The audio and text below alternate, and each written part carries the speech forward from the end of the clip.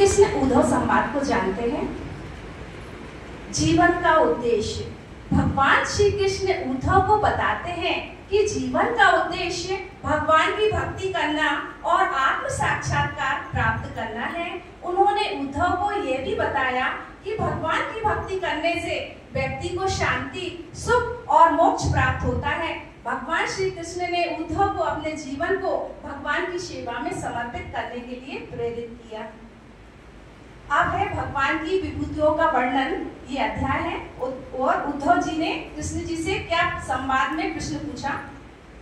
भगवान आप परब्रह्म हैं, न आपका आदि है और न अंत। आप आवरण रहित अद्वितीय तत्व हैं।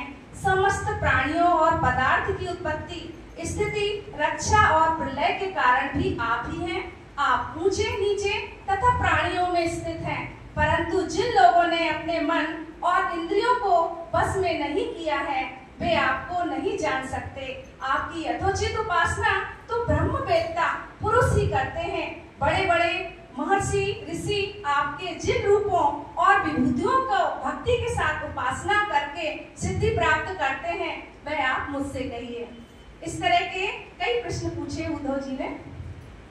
भगवान श्री कृष्ण ने कहा, मैं ही समस्त प्राणियों और पदार्थ की उत्पत्ति, स्थिति, रक्षा और प्रलय का कारण हूँ। मैं ऊंचे नीचे तथा प्राणियों में स्थित हूँ, लेकिन जिन लोगों ने अपने मन और इंद्रियों को बस में नहीं किया है वह मुझे नहीं जान सकते। मेरी सच्ची उपासना तो ब्रह्म, देवता, पुरुष और बड़े बड़े ऋषि महर्षि ही करते हैं। श्री कृष्ण उद्धव संवाद की अब हम जानते हैं कि वर्तमान शिक्षा में क्या उपाय देता है। भगवान श्री कृष्ण ने उद्धव को 8 गुरुओं की कथा बताई है। भगवान श्री कृष्ण ने उद्धव जी को पृथ्वी से लेकर कबूतर तक 8 गुरुओं की कथा सुनाई। यहाँ कुछ प्रमुख बातें हैं उदाहरण के साथ। पृथ्वी गुरु। भगवान कृष्ण ने उद्धव जी को बताया कि पृथ्वी गुरु है जो हमें धैर्य और सहनशीलता की शिक्षा देती है। जिस प्रकार पृथ्वी सभी जीवों को सहन करती है उसी प्रकार हमें भी दूसरों की गलतियों को सहन करना चाहिए। वृक्ष गुरु है। वृक्ष गुरु है जो हमें दान और त्याग की शिक्षा देता है। जिस प्रकार वृक्ष अपने फल और छाया को दूसरों के लिए दान करता है उसी प्रकार हमें भी दूसरों के लिए दान और त्याग करना चाहिए। नदी गुरु है। नदी गुरु है जो हमें प्रवाह और गति की शिक्षा देती है। जिस प्रकार नदी अपने प्रवाह में कभी भी रुकती नहीं है उसी प्रकार हमें भी अपने जीवन में कभी रुकना नहीं चाहिए। पक्षी गुरु। पक्षी गुरु है जो हमें स्वतंत्रता और आनंद की शिक्षा देता है। जिस प्रकार पक्षी अपने पंखों से आकाश में उड़ता है और आनंद का अनुभव करता है उसी प्रकार हमें भी अपने जीवन में स्वतंत्रता और आनंद का अनुभव करना चाहिए।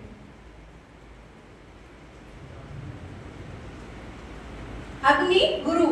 अग्नि गुरु है जो हमें तपस्या और आत्मशुद्धि की शिक्षा देती है। जिस प्रकार अग्नि अपने ताप से सभी वस्तुओं को शुद्ध करती है उसी प्रकार हमें भी अपनी आत्मा को तपस्या और आत्मशुद्धि से शुद्ध करना चाहिए। शेर गुरु है जो हमें साहस और पराक्रम की शिक्षा देता है। जिस प्रकार शेर अपने साहस और पराक्रम से जंगल के सभी जानवरों को सुरक्षा प्रदान करता है उसी प्रकार हमें भी अपने जीवन में साहस और पराक्रम का प्रदर्शन करना चाहिए। मछली गुरु है जो हमें एकाग्रता और ध्यान की शिक्षा देती है। जिस प्रकार मछली अपने एकाग्रता और ध्यान से जल में अपने शिकार को पकड़ती है उसी प्रकार हमें भी अपने जीवन में एकाग्रता और ध्यान का प्रदर्शन करना चाहिए। कबूतर गुरु है जो हमें प्रेम और वफादारी की शिक्षा देता है। जिस प्रकार कबूतर अपने जोड़े के प्रति प्रेम और वफादारी का प्रदर्शन करता है उसी प्रकार हमें भी अपने जीवन में प्रेम और वफादारी का प्रदर्शन करना चाहिए। अहंकार का त्याग। श्रीमद् भागवत महा 11 स्कंध में वर्णित श्री कृष्ण उद्धव संवाद का विश्लेषणात्मक अध्ययन एवं वर्तमान समय में उसकी उपाय देता। श्रीमद् भागवत महापुराण, जैसा कि सभी जानते हैं कि श्रीमद् भागवत महापुराण हम हमारे हिंदू धर्म का एक प्रसिद्ध ग्रंथ है। श्रीमद् भागवत महापुराण के बारे में थोड़ा सा जानते हैं। श्रीमद् भागवत महापुराण हिंदू धर्म का सर्वाधिक आदरणीय पुराण है। यह वैष्णव संप्रदाय का प्रमुख ग्रंथ है। इस ग्रंथ में वेदों, उपनिषदों तथा दर्शन शास्त्र के गुण एवं रहस्यमय विषयों को अत्यंत सरलता के साथ निरूपित किया गया है। इसे भारतीय धर्म और संस्कृति का विश्वकोश कहना अधिक समीचीन होगा। श्रीमद् भागवत महापुराण एक ऐसा ग्रंथ है जो भगवान कृष्ण की महिमा और उनके अवतारों का वर्णन करता है। इसमें भक्ति और प्रेम की महत्ता को बताया गया है। यह ग्रंथ आध्यात्मिक ज्ञान और नैतिकता का एक महत्वपूर्ण स्रोत है। इसके श्लोकों में भगवान की महिमा और उनके गुणों का वर्णन किया गया है। श्रीमद् भागवत महापुराण का पाठ करने से मनुष्य को आध्यात्मिक शांति और ज्ञान प्राप्त होता है।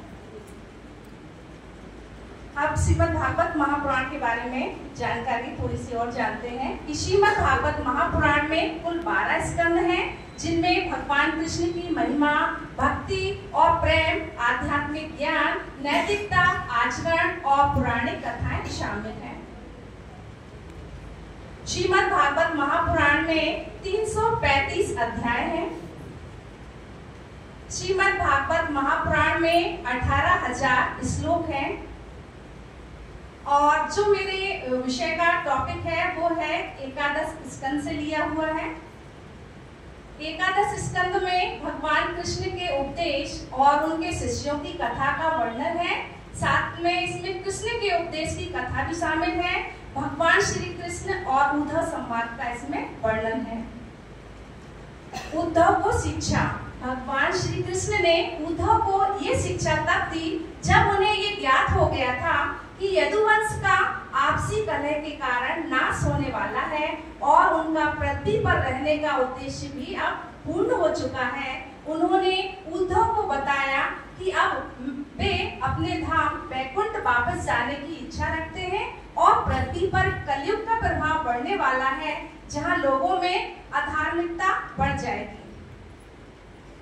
आपसी संबंध। भगवान श्री कृष्ण और उद्धव का बहुत ही गहरा संबंध था। बचपन से ही भगवान श्री कृष्ण और उद्धव के बीच बहुत ही घनिष्ठ और प्रेमपूर्ण संबंध था।